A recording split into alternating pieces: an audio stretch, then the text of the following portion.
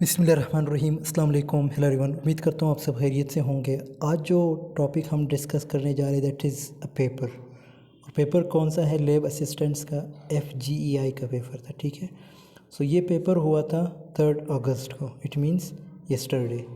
तो इस पेपर को हम डिस्कस करेंगे और इस पेपर में क्या आया था, इंग्लिश से related, general science, computer science, general knowledge और मैथमेटिक्स से रिलेटेड।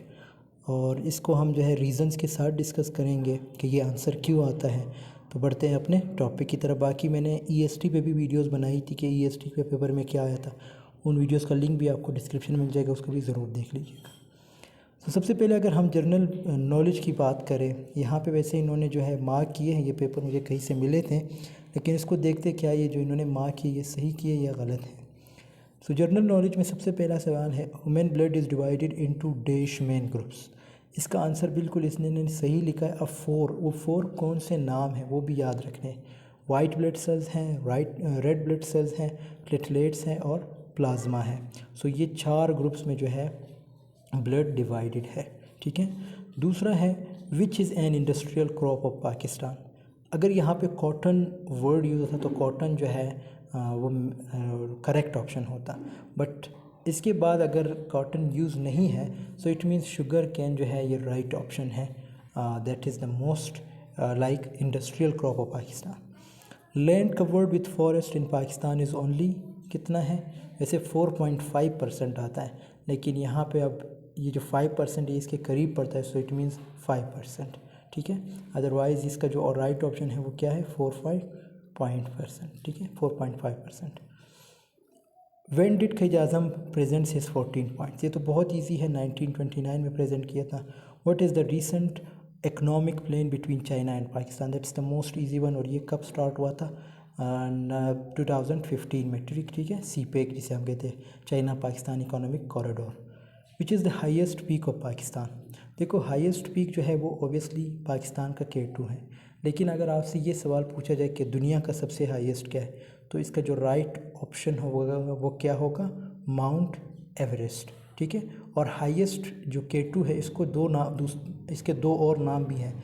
एक है माउंट गुडविन इन ऑस्टन, ठीक है, या गुडविन ऑस्टन एंड चिगोरी। ठीक है, और इसकी जो जो फीट है कितनी है, कितनी 28,251 है, और it stands at 8,611 metre, second highest mountain in the world. ठीक है, पहले नंबर पे क्या है? माउंट एवरेस्ट है, दूसरे नंबर पे ये है K2 है।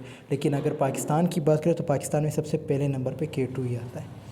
What is the subject of Quran? That's the easy one, human being, यानी इंसानों के बारे में है। देखो कुरान में बहुत सी चीज़ें एक्सप्लेन हुई है, या एक प्रॉब्लम्स बताए गए हैं कि कौन से प्रॉब्लम्स अगर आपके ऊपर आते हैं तो उसकी सॉल्यूशंस क्या है। ये सारी चीज़ें प्रॉब्लम्स किस पे आते हैं? इंसानों पे आते हैं। ठीक है, तो वो सारी चीज़ें जो है जो मेन सब्जेक्ट है कुरान का वो क्या है? कुरान ह्यूमन बीइंग है। Name of the largest planet of our solar system? That's also the easy one, Jupiter है। और जो सबसे स्मॉलेस्ट है, ठीक है, लार्जेस्ट कौन सा है? जुपिटर है, और जो स्मॉलेस्ट है वो कौन सा है?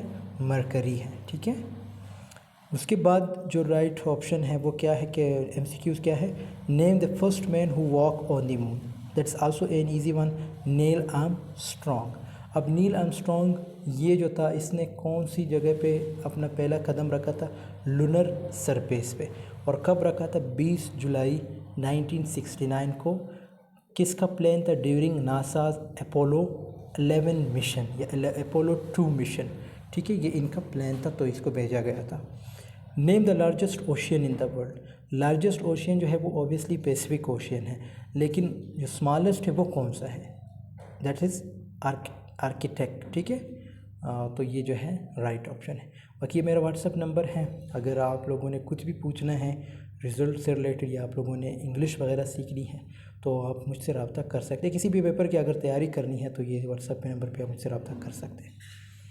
उसके बाद है जर्नल साइंस। जर्नल साइंस में क्या आया था? The main categories in which science is divided into are 2। ठीक है, 2 है, वैसे 3 काउंट किए जाते हैं लेकिन यहाँ पे 3 है नहीं, तो यहाँ पे 2 जो है राइट ऑप्शन है। अब आप सोच रहे हैं कि उनके नाम क्या है। देखो एक है नेचुरल साइंसेज। नेचुरल साइंसेज में क्या आता है? जैसे आपकी फ़िज़िक्स है, केमिस्ट्री है, बायोलॉजी है, एस्ट्रोनॉमी है और भी मुख्तलिफ है। ठीक है, और इसी तरह दूसरा है सोशल साइंसेज। सोशल साइंसेज में क्या आता है, आपकी साइकोलॉजी है, सोशोलॉजी है, इकोनॉमिक्स है, पॉलिटिकल साइंस है, ये सारे जो है फिर किस में आते हैं, सोशल साइंसेज में आते हैं। उसके बाद है which gas is responsible for fermentation. इसका जो राइट ऑप्शन है वो क्या है, कार्बन डाइऑक्साइड जो है ये रिस्पॉन्सिबल है। Percentage of oxygen in human body is कितना है, 65% है। यहाँ पे इन्होंने 70% लिखा, ये गलत है। इसका जो राइट ऑप्शन आ रहा है वो क्या है, 65% है। During digestion process are broken proteins are broken down into, that's the right option, amino acid में जो है ब्रेक डाउन होते हैं। Deficiency of iodine cause goitre, ठीक है, ये भी राइट ऑप्शन है। Atmosphere is divided into layers, इसके वैसे 5 लेयर्स होने चाहिए, लेकिन यहाँ पे इन्होंने 4 का ऑप्शन दिया है, तो 4 भी सही है। अब आप सोच रहे हैं कि उनके नाम क्या है, तो सबसे पहला है troposphere, stratosphere, mesosphere, thermosphere, exosphere. देखो 5 है, लेकिन यहाँ पे इन्होंने 4 दिए हैं, तो 4 जो है राइट ऑप्शन है। अदरवाइज़ इसका जो राइट ऑप्शन है वो क्या है, 5। उसके बाद है ozone layer exist about the earth, कितना है, about 35 kilometre, that's right option. How many joules are there in 1 calorie, इसका क्या ऑप्शन होगा, इसका जो है 4.2 है, ये भी सही है। Which one is not a renewable energy sources. So renewable energy sources में देखो ये न्यूक्लियर फ्यूल है, यानी ये भी रिन्यूएबल एनर्जी सोर्स है, ठीक है। विंड एनर्जी है, सोलर एनर्जी है, लेकिन ऑयल एंड गैस जो है ये रिन्यूएबल एनर्जी नहीं है, बल्कि ये नॉन रिन्यूएबल एनर्जी में आ जाता है। फिर उसके बाद है haemodialysis is a technique to cure problem of kidney, that's also easy one. फिर टाइप्स ऑफ पोल्यूशन आर कौन कौन से हैं, ओबियसली इसमें सारे जो है ये टाइप्स आ जाते हैं, water pollution, air pollution, land pollution, so the right option is all. उसके बाद है boiling of an egg is, ये थोड़ा इंटरेस्टिंग है, इसको समझते हैं। इसके जो है इन्होंने जो ऑप्शन लगाया है वो केमिकल है, ये बिल्कुल गलत है। इसका ऑप्शन बोथ आता है, ठीक है। Boiling of an egg is a both means chemical change as well has physical change. देखो physical state change as it heats up and become solid, ठीक है। और केमिकल स्टेट क्या आता है, ड्यूरिंग बॉइलिंग द प्रॉब्लम्स या the proteins in the egg like white and yolk denature and coagulate, ठीक है। ये आप लोगों ने 5th क्लास में बिल्कुल इसके बारे में पढ़ा जाता है कि कौन कौन से जो है चेंजेस होते हैं स्टेट्स के।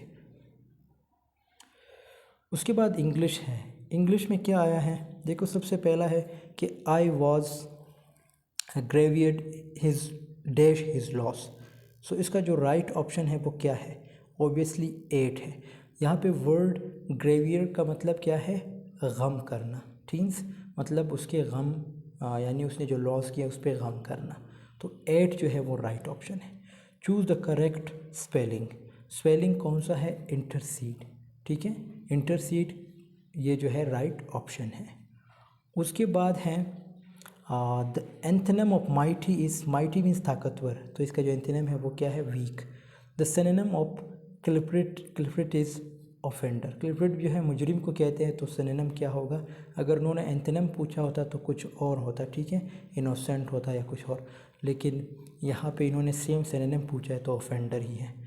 कन्वीनियंट मीन्स, कन्वीनियंट का क्या मतलब है, ऑब्वियसली ईजी, कन्वीनियंट जो है ईजी को कहते हैं। Our job is to keep the audience happy, the underline word is a right option, that is obviously collective noun, ठीक है। Choose the second form of the verb, ये भी बहुत ईजी है। देखो इन्होंने पूछा है कि सेकेंड फॉर्म क्या है बी का, बी मीन्स होना, तो इसका सेकेंड फॉर्म क्या है, वाज, वाज जो है सेकेंड फॉर्म है, और थर्ड फॉर्म क्या है, been, be was and been, been जो है वो थर्ड फॉर्म है। Ali saw a herd of sheep, the underline word is obviously collective noun, ये भी राइट ऑप्शन है। He was lion in the battle, ये बड़ा इंटरेस्टिंग है, इसको समझते हैं। यहाँ पे डायरेक्ट इन्होंने जो है मतलब एक बंदे को जो है कंपेयर किया है लॉयन से, इट मीन्स कि वो एक शेर जैसा है, ठीक है। ये जो है मेटाफर है, अगर यहाँ पे आता इसके बीच में सिमिली खप बन जाता है, जिसको हम तशबीह कहते हैं, एज और अगर लाइक वर्ड यूज़ होता तो फिर हम क्या यूज़ करते हैं, मेटाफर होता, सॉरी सिमिली होता। अगर यहाँ पे लिखा होता he was like a lion in the battle, he was as lion in the battle, तो फिर ये क्या बन जाता, सिमिली बन जाता। अब इन्होंने डायरेक्ट कंपेयर किया है, so he was lion in the battle, तो ये क्या है, मेटाफर है। I have no money I can't go for shopping, so इसका जो राइट ऑप्शन है वो एज है। उसके बाद है you may go home as soon as your work is done. अब ये कौन सा सेंटेंस है, ये ऑब्वियसली जो राइट ऑप्शन है इसका जो है वो कॉम्प्लेक्स सेंटेंस है। अगर हम कंप्यूटर साइंस की बात करें तो कंप्यूटर साइंस जो है इसमें हमारे पास जो राइट ऑप्शन है वो क्या है, पहला वाला, which technology was used in first generation computer. So इसके जो राइट ऑप्शन है वो है vacuum tube.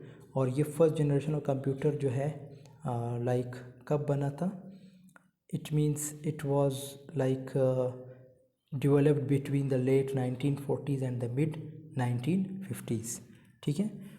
A set of rules that governs data communication is known as protocol.